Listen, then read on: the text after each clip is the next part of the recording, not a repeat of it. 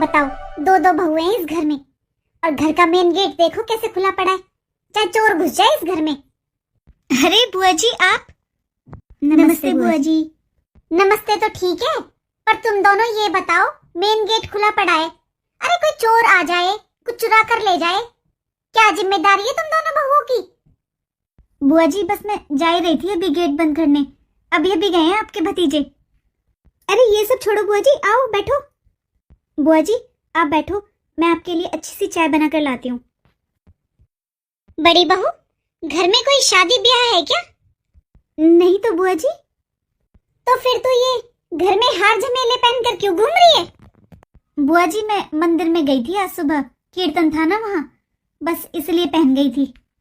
बहू, सोना कितना महंगा हो रहा है, तुझे पता नहीं है क्या?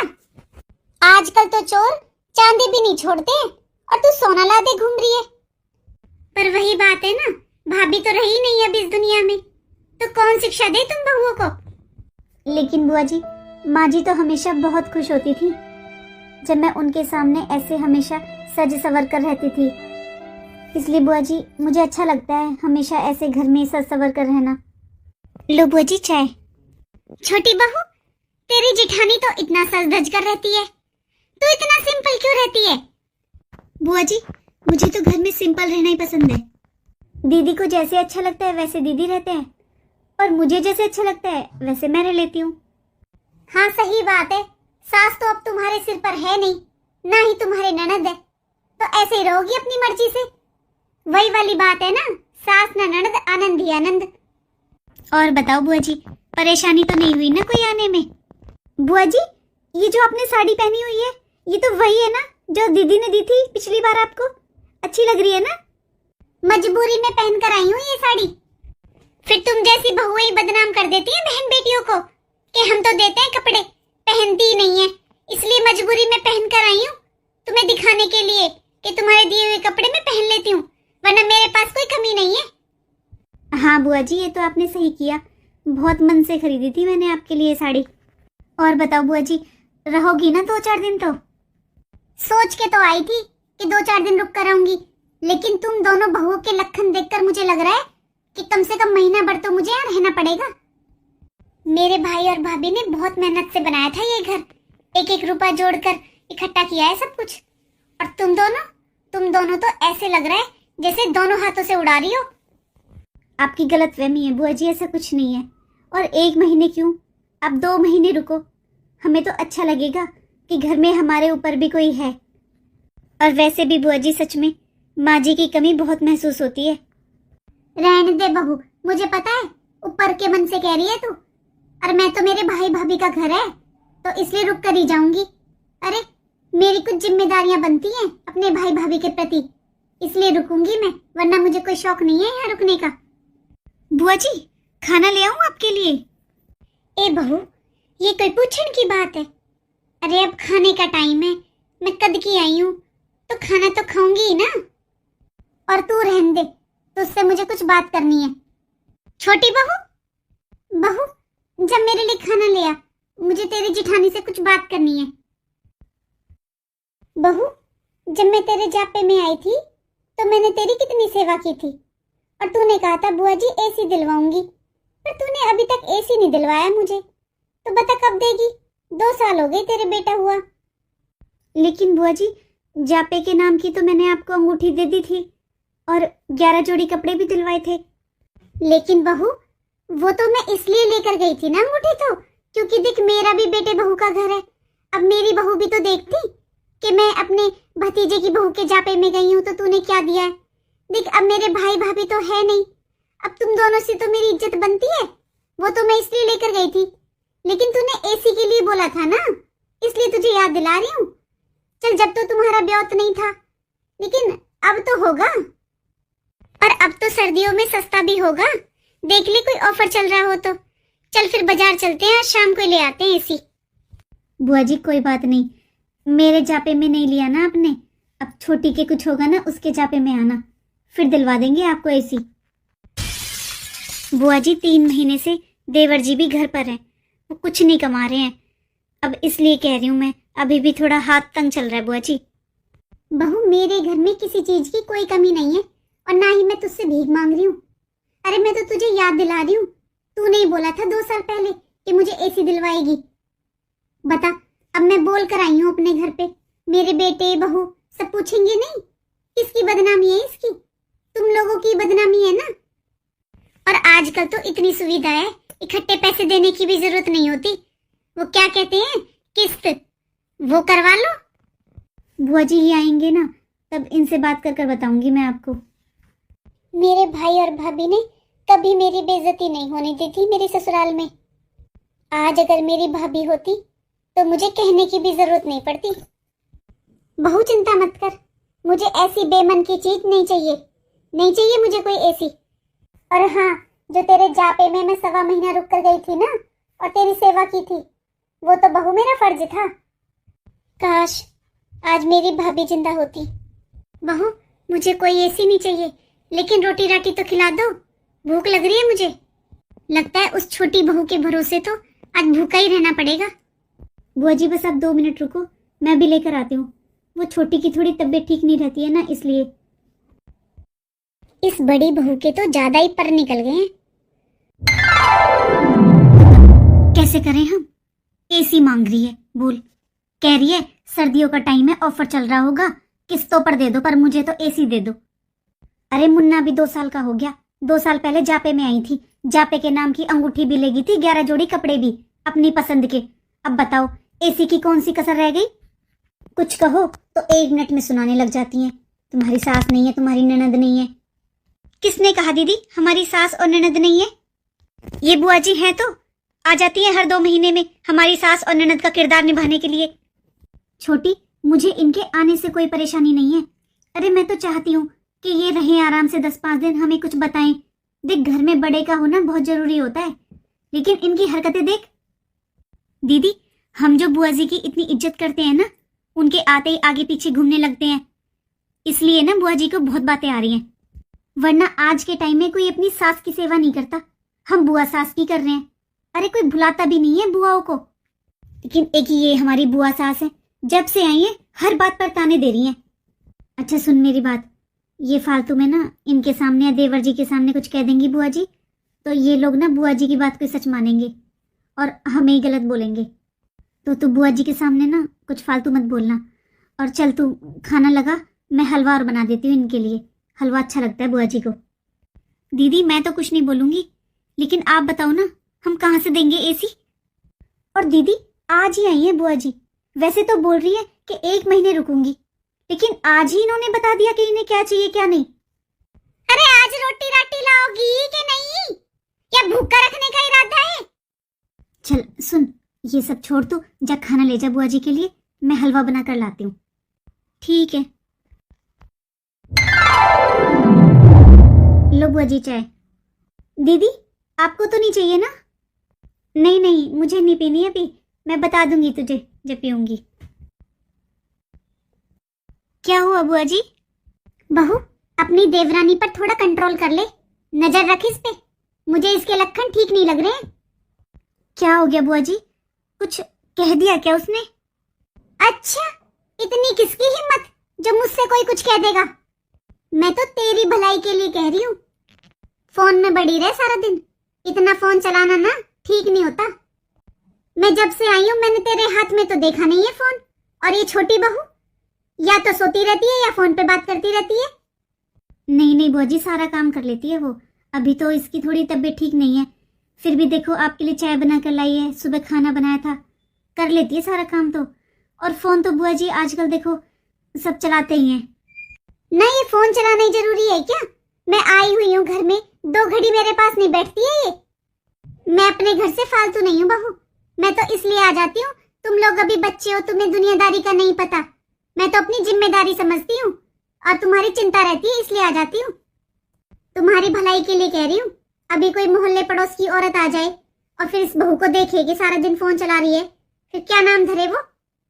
ठीक है बुआ जी, मैं समझा दूंगी इसे, अभी नई नई शादी हुई है और अभी बालक ही है वो, तो धीरे धीरे सब सीख जाएगी। बालक तो बहू तू भी थी जब तेरी शादी हुई थी, पर तेरे तो नहीं थे ऐसे लक्षण।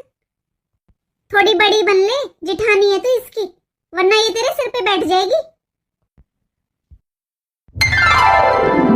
ये देखो इस महारानी को 24 घंटे फोन में लगी रहती है। बहू। बुआ जी आप आइए बैठिए, कुछ काम था? हाँ काम तो था। अरे मैं बाजार जा रही हूँ तेरी जिठानी के साथ, तो तू भी दे देती मुझे कुछ पैसे, तेरे नाम की साड़ी भी ले आती मैं, फिर तू वो बक्से में से निकाल कर देती है, मुझे पसंद नहीं आती। बता रही थी मुझे तेरी जिठानी कि अमित की 3 महीने से नौकरी नहीं है, तो तू ज्यादा रहने दे ना, देख ले बस 1000 रुपए दे दे मुझे। लेकिन बुआ जी मेरे पास तो 1000 रुपए भी नहीं है। ए बहू, ये कैसी बातें कर रही है तू? अरे तू बहू है इस घर की, तेरा आदमी नहीं कमाता तो क्या हुआ? अरे 1000 रुपए तो ज्यादा बड़ी बात नहीं है, तेरे पास 1000 रुपए भी नहीं है। नहीं नहीं बुआ जी ऐसी बात नहीं है, मुझे कुछ चाहिए होता है तो मैं दीदी से ले लेती हूँ। वो जेठ जी सारा खर्च चलाते हैं ना घर का, तो सब कुछ दीदी के पास ही होता है, और वो दिलवाएंगी आपको कपड़े। दीदी ने बताया था मुझे, वो जाएंगी ना आपके साथ बाजार, तो वो आपको आपकी पसंद के कपड़े दिलवा देंगी। बुरा मत मानना बहू, पर तेरी अकल पर तो बिल्कुल पत्थर पड़ रहे हैं। अरे तेरी माँ शिक्षा नहीं देती क्या तुझे? तू तो बहू बिल्कुल मेरी तरह कर रही है। तुझे पता है मेरी सास इतनी खराब थी, जब तक जी ना उसने अपनी जेब से 1 रुपया नहीं निकाला। 1-1 रुपए के लिए तरसती थी मैं उसके सामने। और तेरा फूफा, वो तो जो भी कमाता सब कुछ अपनी माँ के हाथ में लाकर रख देता। मैं जानती हूँ मैंने कैसे कैसे घर बसाया है। मेरी सास ने तो पूरी जिंदगी जिठानी का घर भरा। देख ले तू, मेरी जिठानी के बच्चे सारे सेट हैं, कोई शहर में रह रहा है, कोई कहीं रह रहा है, और मेरे बच्चे आज भी गांव में। कुछ समझ में आ रहा है क्या कह रही हूँ मैं? ये तो समझना मत बहू कि मैं तुझे भड़का रही हूँ, लेकिन आज तू अपनी हालत देख, तेरे पास 1000 रुपए भी नहीं है, इसलिए मैं तुझे समझा रही हूँ। आज तक तूने देखा है बुढ़ापे तक किसी देवरानी जेठानी को एक साथ? अरे सब न्यारे होते हैं, और कल को तू न्यारी होने लगी तो तेरे पास क्या है, कहाँ से घर बसा लेगी तू? तुझे देखकर तो मुझे अपने दिन याद आ रहे हैं। मैंने तो उस जमाने में पाल लिए थे अपने बच्चे और घर बसा लिया। आज के जमाने में इतनी महंगाई है, तू अपने बच्चों को पढ़ाएगी लिखाएगी या घर बसाएगी? आप सही कह रहे हो बुआ जी, आज तक ये सब बातें मेरे दिमाग में नहीं आई, और ना ही कभी मेरी मम्मी ने मुझसे की। थैंक यू बुआ जी मेरी आंखें खोलने के लिए। मैं तो आज तक आपको इतना गलत समझती रही, लेकिन मुझे नहीं पता था कि आप मेरे बारे में इतना अच्छा सोचते हो। बुआ जी आप ही बताओ, क्या मैं अलग हो जाऊं दीदी से? ना बहू, अभी अलग होने में कोई फायदा नहीं है, क्योंकि तेरा आदमी कमाता नहीं है। अभी तू अपनी जेठानी के साथ हिसाब किताब रखा कर, घर की चाबी ले उससे। अरे अभी 3 महीने से तो नहीं कमा रहा है अमित, लेकिन उसे नौकरी लगे हुए पूरे 7 साल हो गए। तू तो अभी 1 साल से आई है इस घर में, पहले तो वो सब कुछ तेरी जेठानी को ही देता था ना। मैं तो यही कहूंगी बहू, तुम हो 2 भाई, तो बराबर का हिसाब रखा करो अपना, वरना देख ले उदाहरण मेरी जेठानी कैसे अपना घर बसा कर बैठी है, सारे बच्चे सेट हैं उसके, और मुझे देख ले आज भी गांव में पड़ी हूं मैं। और तू खुद को देख, अरे 1000 रुपए नहीं है तेरे पास, 1000 रुपए तू अपनी जेठानी से मांगती है। आजकल कोई सास से नहीं मांगता 1 रुपया, और तू जेठानी से मांगती है। किस जमाने में जी रही है बहू? और देख बहू, मैं तो तेरे भले की कह रही हूँ, देख मेरा नाम तो ले मत देना किसी के सामने कि बुआ जी यूं कह रही थी। नहीं नहीं बुआ जी, आपका नाम बिल्कुल भी कहीं नहीं आएगा। अरे आपने तो आज मेरी आंखें खोली हैं। जैसे दीदी इस घर की बहू है, वैसे ही मैं भी तो इस घर की बहू हूँ, तो सब कुछ बराबर बराबर होना चाहिए ना। वही तो बहू, अगर आज भाभी होती, तुम्हारी सास होती, तो तिजोरी की चाबी उनके पास होती। जब अब तुम्हारी सास ही नहीं है, तो दोनों बहुओं का बराबर बराबर हुआ। मैं तो बहू तुझे राह की बात बता रही हूँ, अभी समझ जाएगी ना तो आगे जाकर अपना घर बसा लेगी, नहीं तो तेरे हालात देखकर ऐसा लग रहा है कि कहीं रोड पर बैठी पाएगी। नहीं बुआ जी, मैं आज ही तिजोरी की चाबी लूंगी दीदी से। कोई किसी का नहीं होता बहू। आज समझ में आ रहा है कि ससुराल में सास का होना कितना जरूरी है। अगर अपनी सास नहीं होती ना, तो दुनिया आकर सास बन जाती है। छोटी, आज तूने ब्रेकफास्ट नहीं बनाया? दीदी बनाया था, मैंने बस इनके लिए और अपने लिए बनाया था। आप देख लो आपको क्या बनाना है। लेकिन छोटी, डेली सबके लिए तू ही तो बनाती है ब्रेकफास्ट। दीदी हमेशा मैं ही बनाती हूँ ना, इसीलिए कह रही हूँ कभी कभार आप खुद भी बना लिया करो। आप बना लोगे तो कुछ हो जाएगा क्या? कोई बात नहीं छोटी, मैं तो बना लूंगी, लेकिन तू ये बोल कैसे रही है? दीदी मुझे आपसे कुछ बात करनी है। हाँ छोटी, बात तो मुझे भी करनी है तुझसे, पर यहाँ किचन में नहीं। चल मेरे साथ, चल मेरे रूम में चल। छोटी इसमें तिजोरी की चाबी है, ये ले। हम दोनों इस घर की बहुएं हैं, तो इस घर में जो भी होगा हम दोनों का बराबर बराबर होगा। अभी तेरी शादी को 1 साल नहीं हुआ है, इसलिए मैंने सोचा था तुझे इतनी समझ नहीं है, तू थोड़ी ना समझ है, तेरे अंदर थोड़ा बचपना है, इसलिए मैंने तुझे चाबी नहीं दी थी। मैंने सोचा था अभी तुझे नहीं पता कि घर को कैसे संभालना है। जब मेरी शादी हुई थी तब मैं भी इतनी जिम्मेदार नहीं थी, लेकिन अचानक से माँ जी इस दुनिया से चली गई तो मुझे जिम्मेदार बनना पड़ा। मैंने अभी तक सोचा था कि तुम्हारी नई नई शादी हुई है तो तुम्हें आराम से रहने दूं, हंसी खुशी रहने दूं, लेकिन मुझे लगता है कि तुम्हें अपनी जिम्मेदारी समझनी चाहिए।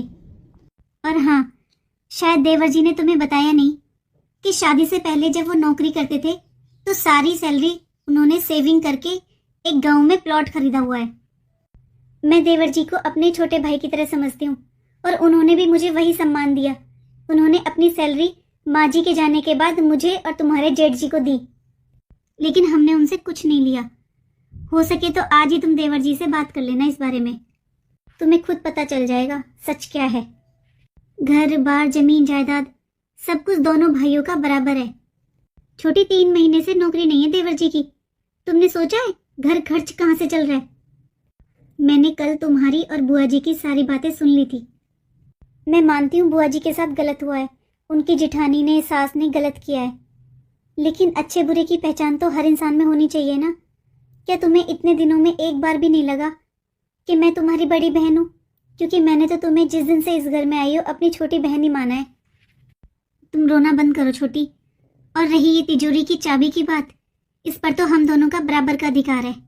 अच्छा ही है, तुम्हें भी पता होना चाहिए कि कितनी कमाई है और कितना खर्चा हो रहा है। दीदी ये चाबियां आप ही संभालिए।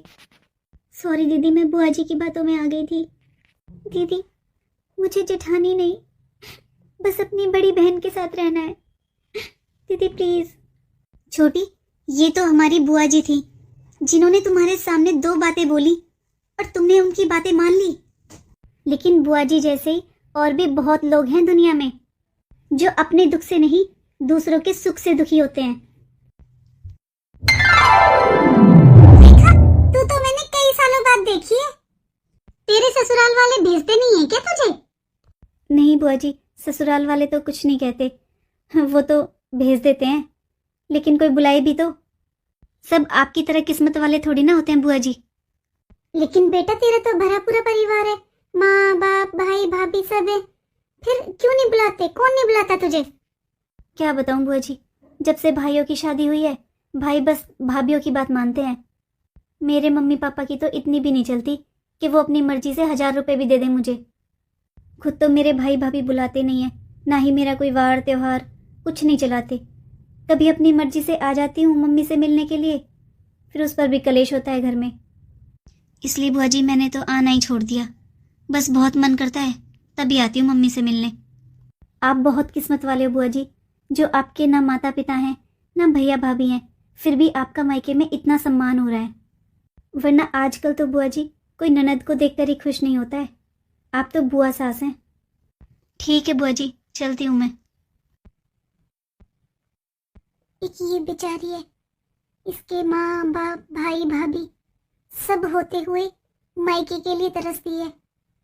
एक मैं हूँ, मेरे भाई भाभी माता पिता कोई नहीं है, लेकिन फिर भी मायके में इतना सम्मान है। और सही कहा था इसने, आजकल तो कोई अपनी नंदों की नहीं सुनता, और मैं तो इनकी बुआ सास हूँ। फिर भी दोनों बहुएं मेरे आगे पीछे घूमती रहती हैं, और ऐसे ही मेरे भतीजे हर बार त्योहार पहुंचाते हैं मेरा। मैं आज घर जाकर अपनी गलती को सुधारूंगी, और ऐसा करती हूँ मैं कल ही चली जाती हूँ अपने ससुराल। कहीं ऐसा ना हो ज्यादा रहने से ये बहुएं मेरा सम्मान करना छोड़ दें, और मैं नहीं चाहती मेरे जीते जी कभी मेरा मायका खत्म हो। और ना ही मुझे यहाँ की ज़्यादा चिंता करनी चाहिए, क्योंकि बड़ी बहू बहुत समझदार है। आज जाकर समझ में आया है मायके का महत्व। अरे कुछ बेटियां मायके आने के लिए तरसती हैं और कुछ मेरी तरह इतनी किस्मत वाली होती हैं कि उनका मायके में इतना सम्मान होता है।